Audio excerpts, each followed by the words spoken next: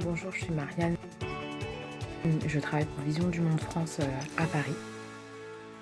Aujourd'hui, le fait d'être courageux pour moi, c'est de réaliser des actions simples comme rester à la maison pour éviter la propagation du virus.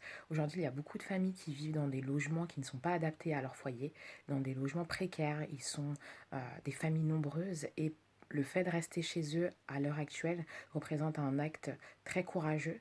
Euh, le courage aussi, c'est le fait de se rendre au travail, notamment pour les personnes qui travaillent dans les structures médicales, les maisons de retraite.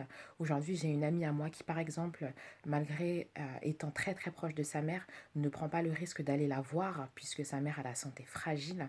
Elle ne souhaite pas lui transmettre le virus dans le cas elle pourrait l'attraper.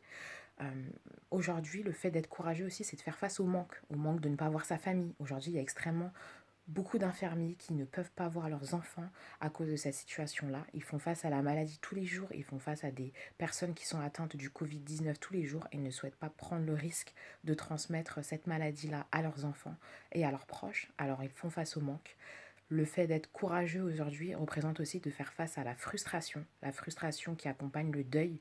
Malheureusement, aujourd'hui, beaucoup de gens perdent des proches et ne peuvent pas faire leur deuil comme ils auraient pu le faire en dehors de cette crise-là, puisqu'il y a beaucoup de restrictions aujourd'hui qui font que les personnes emportées par la maladie ne sont pas forcément enterrées comme elles pourraient l'être en dehors de cette crise-là.